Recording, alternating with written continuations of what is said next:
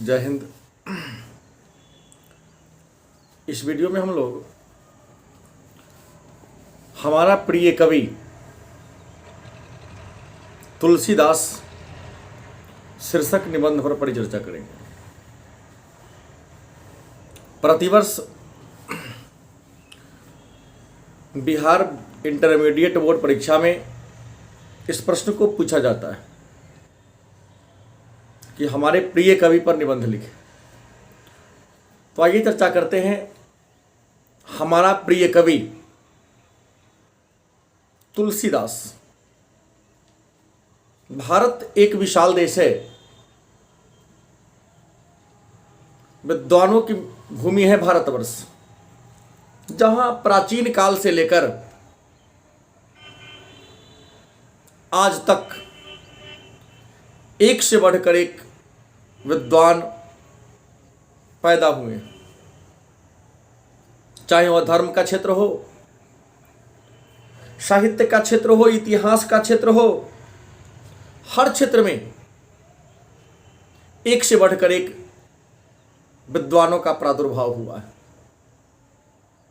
उन विद्वानों में चाहे वह आर्यभट्ट हो, बराहमिहिर हो, धन्वंतरी हो, चरक हो, साहित्यकारों में चंद्रवरदाई, मलिक मुहम्मद जायसी, कबीरदास, सूरदास,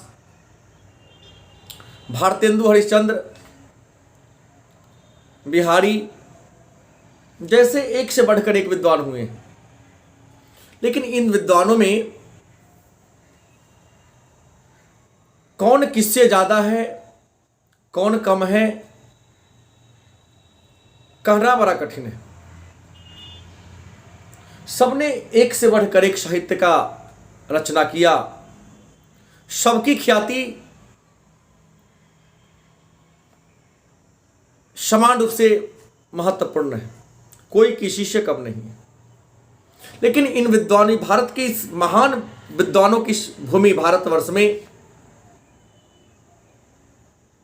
महान साहित्यकारों में आज हम लोग तुलसीदास के बारे में चर्चा करेंगे। तुलसीदास,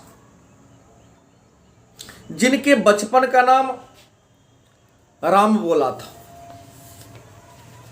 तुलसीदास जिनके बचपन का नाम राम बोला था, इनका जन्म 1532 ईस्वी में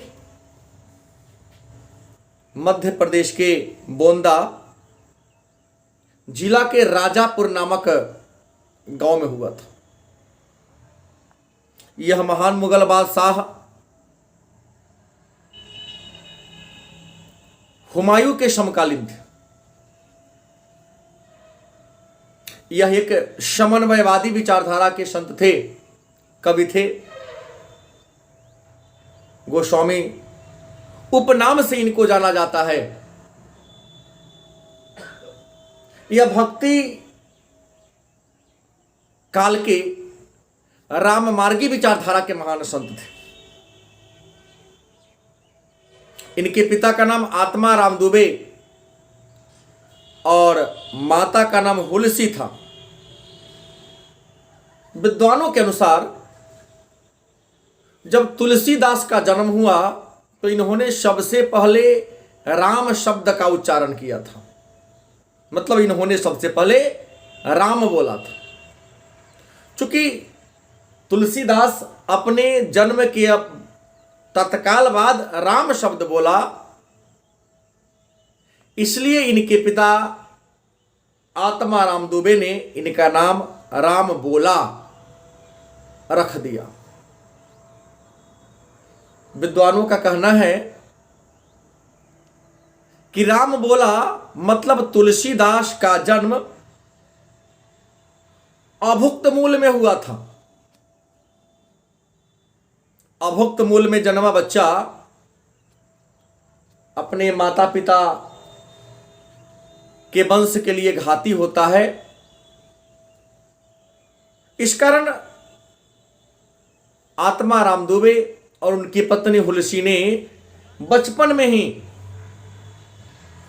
इनका परित्याग कर दिया, छोड़ दिया। माता पिता के त्याग दिए जाने के कारण राम बोला का बचपन बड़ा ही कष्टमय तरीका से बीता।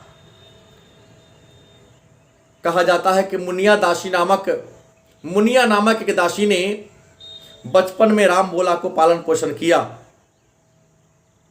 और बाबा नरहरिदास ने राम बोला को शिक्षा दिया। बाबा नरहरिदास ने ही राम बोला को राम कथा सुनाने का काम किया था। राम बोला लगभग 15 वर्षों तक काशी में गंगा नदी के किनारे रहकर या गंगा नदी के किनारे निवास करने वाले महान शास्त्रों के ज्ञाता, शास्त्रों के महान विद्वान शेष सनातन से शास्त्र की शिक्षा प्राप्त किया और शिक्षा प्राप्त करने के उपरांत यह अपने जन्मभूमि राजापुर में वापस आ गए। शिक्षा पूरी होने के बाद इनका विवाह दीनबंधु पाठक की एक सुंदर कन्या, एक बेटी जो देखने में बेहद खूबसूरत सुंदरी थी, रत्नावली उनका नाम था। मतलब राम बोला का विवाह रत्नावली से हो गया। राम बोला मतलब तुलसीदास अपनी पत्नी रत्नावली से बेहद प्रेम करते थे, बहुत ज़्यादा प्रेम करते थे। पत्नी से ज़्यादा लगाव था, इतना ज़्यादा लगाव था, एक क्षण भी अपनी आंखों से अपनी पत्नी को दूर नहीं होने देते थे, ओझल नहीं होने देते थे। कहा जाता है किसी काम से खेत की ओर गए थे, बाजार की ओर गए थे, इनकी पत्नी मायके चली गई। मतलब जब इनकी पत्नी रत्नावली अपने मायके गई उस समय राम बोला मतलब तुलसीदास घर पे नहीं थे। घर वापस आया तो इन्होंने अपनी पत्नी को नहीं पाया। पत्नी का वियोग, पत्नी का कष्ट इनसे सहा नहीं गया। रातों रात अपने पत्नी रत्नावली से मिलने के लिए ससुराल की ओर चल पड़े। विद्वानों का कहना है कि बारिश, घनघोर बारिश हो रहा था। हस्त नक्षत्र था, हाथिया नक्षत्र था। नदियां जल से प्लावित थी, चारों ओर पानी ही पानी था। हार नहीं मानी, निकल पड़े। नदी के किनारे पहुंचे, नाव वाले नदी के उस पार नाव लगाकर अपने घर चले गए थे। पत्नी से नहीं इतना लगाव था कि एक लाश को लकड़ी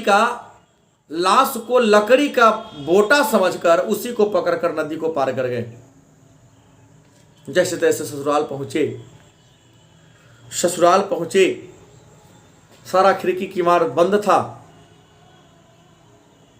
किसी विद्वान ने कहा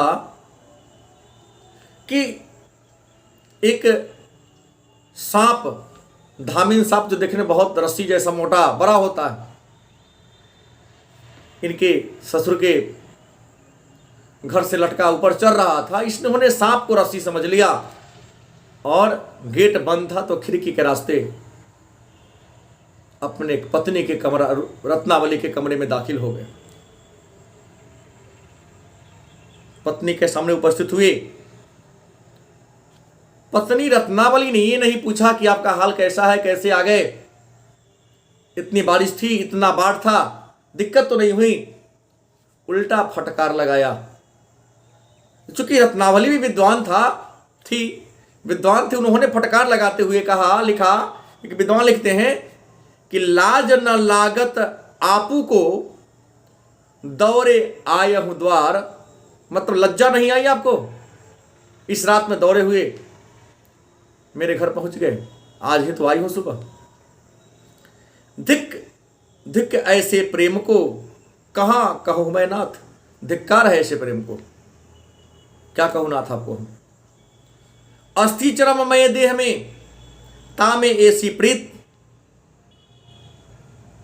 एक हार मांस का शरीर है, और इस हार मांस के शरीर के लिए तुम इतना आस स्नेह लगाए हो, वैसी जो श्री राम में होती न तो भवभीति, अगर इतना प्रेम तुम प्रभु श्री राम में लगा लोगे, तुम्हारे जीवन का नैया पार हो जाएगा। मतलब रत्नावली ने कहा कि लाज न लागत आपको दौरे आए हूं साथ, धिक धिक ऐसे प्रेम को, मतलब धिक्कार है ऐसे प्रेम को, कहां कहूं मैं नाथ। अस्थि चरम मैं देह में, तामे ऐसी प्रीति, वैसी श्री राम में होती न तो भवभीति। मतलब जितना तुम प्रेम हमसे करते, लाज आपको नहीं लगी कि मेरे पीछे पीछे आ गए? अगर इतना ही प्रेम आप प्रभु श्री राम में लगा लेते होते, जितना प्रेम हमारी हार मांस के चमड़े में लगाए हो, तुम्हारा बेड़ा पार हो जाता, कल्याण हो जाता तुम्हारा। तुलसीदास को राम बोला को यह बात हृदय में चुभ गया। तत्क्षण उसी समय, उसी विषम परिस्थिति में तुलसीदास अपने ससुराल से निकल पड़े और वैराग्य को धारण कर लिया। वैराग्य को धारण कर लिया और काशी चले गए, बाबा विश्वनाथ की नगरी काशी चले गए, और गंगा घाट पर रहकर इन्होंने अवधी भाषा में अपने आराध्य देव श्री राम के गुणों का गान कर दिया, और रामचरितमानस के नाम से, जो रामचरितमानस के नाम से प्रसिद्ध हुआ। तो ये थे तुलसीदास, बड़े ही अल्प शब्दों में हमने कहा। उम्मीद है इस वीडियो को 1-2 बार देख लेने के बाद निश्चित तौर पे ये आपको याद हो जाएगा। और प्रतिवर्ष हमारा प्रिय कवि के नाम से एक निबंध पूछता है, और निबंध के लिए आपको 8 अंक मिलते हैं। तो आज की क्लास में इतना ही। पुनः कल एक और नए टॉपिक के साथ उपस्थित होंगे। धन्यवाद।